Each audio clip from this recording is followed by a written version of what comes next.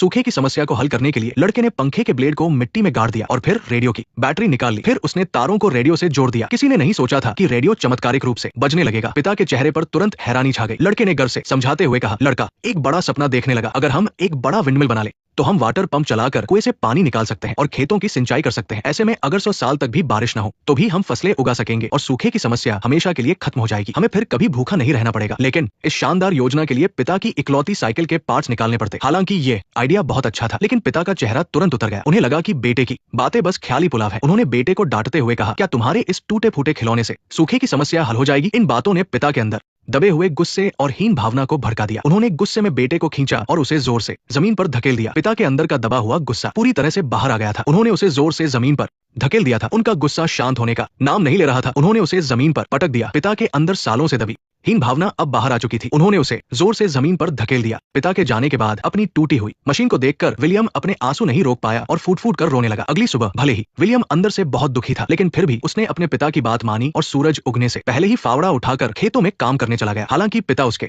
शरीर को तो रोक सकते थे, लेकिन उसके अंदर ज्ञान की आग को नहीं बुझा सकते थे। काम के बीच मिलने वाले समय में वो पड़ोसियों के रेडियो ठीक करके घर चलाने में मदद करता था। हर बार चीजों को खोलने और वापस जोड़ने से उसे बहुत कुछ सीखने को मिलता था। इससे उसे ये गहराई से समझने में मदद मिली कि मशीनें कैसे अनदेखी रेडियो तरंगों को आवाज में बदल देती है। अक्सर वो रेडियो ठीक करते समय होने वाली आवाज से दोपहर में सो रहे अपने पिता को जगा देता था। लेकिन बेटे की इस सच्ची लगन को देखकर पिता ने उसे ज्यादा कुछ नहीं कहा। वो बस चुपचाप ठीक किया हुआ रेडियो उठाते और अकेले ही खेतों में टहलते हुए ध्यान से मौसम की जानकारी सुनते। भले ही मौसम की जानकारी ज्यादातर समय कुछ नहीं बदल सकती थी, लेकिन घर की हालत दिन ब दिन बिगड़ती जा रही थी। लगातार होने वाली भारी बारिश के बाद अब न खत्म होने वाला सूखा पड़ गया था। गोदाम में बची हुई थोड़ी सी मक्का ही पूरे परिवार के लिए अगले 1 साल का राशन था। लेकिन ऐसी मुश्किल स्थिति में भी पिता का अपने बेटे के लिए प्यार कभी कम नहीं हुआ। उस शाम जब विलियम घर लौटा तो वो ये देखकर हैरान रह गया कि बिस्तर पर एक नई स्कूल यूनिफॉर्म रखी थी। दरअसल पिता का वो गुस्सा सिर्फ दिखावा था। उन्हें पता था कि उनके बेटे को पढ़ाई का कितना शौक है। चाहे घर में कितनी भी गरीबी क्यों न हो, उन्होंने इधर उधर से पैसे मांगकर विलियम की स्कूल की फीस का इंतजाम कर ही लिया। इससे पिता और बेटे के बीच की सारी दूरियां भी खत्म हो गई। विलियम ने अपनी नई यूनिफॉर्म पहनी और